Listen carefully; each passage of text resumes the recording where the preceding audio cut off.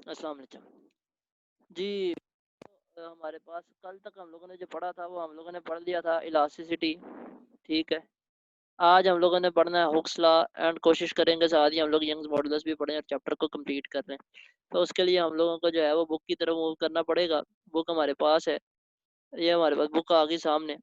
अब जी नेक्स्ट जो है हम लोगों को पढ़ना है हुक्स लॉ।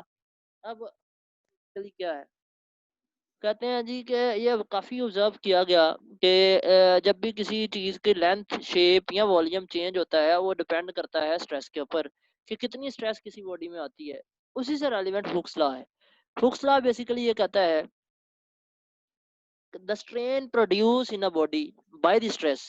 स्ट्रेस की वजह से जितनी भी स्ट्रेन किसी बॉडी में प्रोड्यूस होती है, तो it's directly proportional to the stress. वो स्ट्रेस के डायरेक्टली प्रोपोर्शनल होते हैं। ठीक है, मतलब आप ये कह सकते हैं कि स्ट्रेस जितनी ज़्यादा होगी, स्ट्रेन उतनी ज़्यादा पैदा होगी। ठीक है जी, तो यही कहा strain produce in a body by the stress applied. मतलब अगर कोई स्ट्रेस अप्लाई करते हैं उसकी वजह से स्ट्रेन पैदा होती है, कितनी होगी? कहता है ये डायरेक्टली प्रोपोर्शनल है स्ट्रेस के। ठीक है, कि जितनी ज़्यादा आप स्ट्रेस होगी उतने ज़्यादा आपके बॉडी के में स्ट्रेन पैदा होगी। लेकिन इंपॉर्टेंट बात लास्ट के 4-5 वर्ड हैं। वो कहता है with in the elastic limit of the body. मतलब एक बॉडी के इलास्टिक लिमिट में रहते हुए जो अगर वो स्ट्रेन पैदा हो रही है और स्ट्रेस लग रही है, तो वो बेसिकली क्या कहलाते हैं? Hooke's law. ये कहता है कि इलास्टिक लिमिट के अंदर रहते हो। अब व्हाट इज इलास्टिक लिमिट? इसकी मैं आपको एग्जांपल इस तरह से, पैंट को खींचना स्टार्ट करते हैं तो किसी हद तक वो आप उसको खींचते जाते हैं, जितना आप ज्यादा खींचते हैं उतना उसका शक्ल, उसकी लेंथ, उसका वॉल्यूम चेंज होता चला जाता है। एक लिमिट के बाद आप अगर उसको खींचते हैं तो वो टूट जाता है। तो वो उसका मतलब वहाँ पे उसकी इलास्टिक लिमिट जो है वो खत्म हो चुकी होती है। तो with in the elastic limit का मतलब ये जहाँ तक उसके ऊपर जब आप फोर्स को हटाएं, स्ट्रेस को हटाएं, तो वो बॉडी अपनी वापस आ जाए वहां तक। ठीक है, तो इसके लिए अब आपको ये फॉर्मूला भी लिख के दिया, stress is directly proportional to strain. तो हम लोगों को कभी भी प्रोपोर्शनैलिटी का साइन तो चाहिए नहीं होता, तो हम लोग वहां से उसको रिमूव करके कांस्टेंट लगाते हैं, लोग इज इक्वल टू लगा देते हैं। अब स्ट्रेन मल्टीप्लाई हो रही है कांस्टेंट के साथ, वो दूसरी तरफ जाकर डिवाइड हो जाएगी, तो stress divided by strain is equal to constant. अब एक और आप लोगों को जो है वो ग्राफ जो है वो दिखाते हैं। ग्राफ बिटवीन, बेसिकली ये जो आप लोगों को नजर आ रहा है ये ग्राफ है सामने। ये जो हमारे पास ग्राफ है, ये ये बेसिकली क्या है, इसमें आप लोगों को वाई एक्सिस के ऊपर फोर्स होती है। ठीक है जी, वाई एक्सिस के ऊपर फोर्स होती है और एक्स एक्सिस के ऊपर एक्सटेंशन होती है।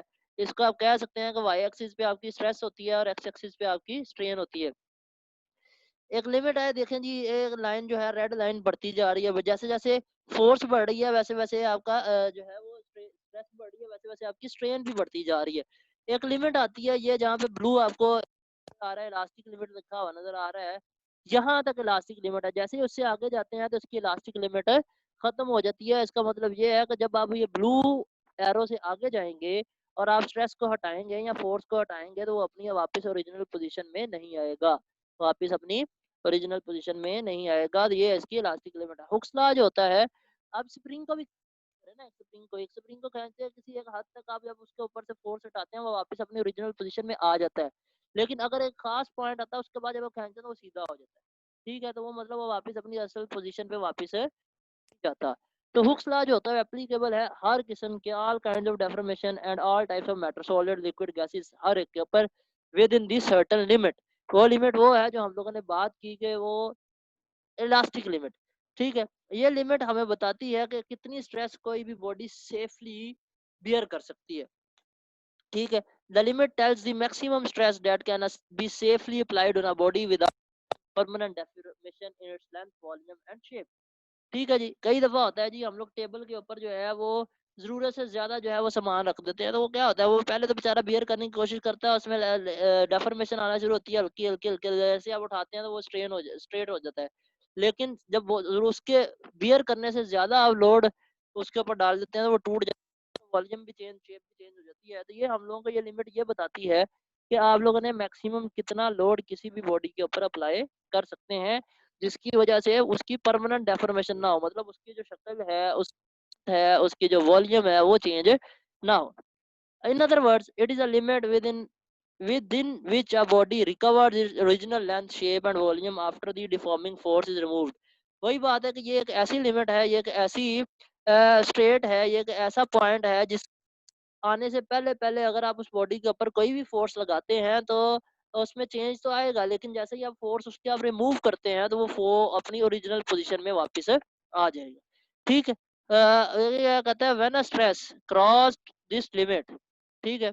कार द इलास्टिक लिमिट, मतलब जब वो आपकी स्ट्रेस जो है वो इलास्टिक लिमिट को क्रॉस कर जाती है, अब वो परमानेंटली डिफ़ॉर्म हो जाती है और वो अपनी ओरिजिनल स्टेट को रीस्टोर नहीं कर पाता, अपनी ओरिजिनल स्टेट में कभी भी नहीं आ पाता, अगर उसके ऊपर से हम लोग वो फ़ोर्स को रिमूव भी कर दें तो।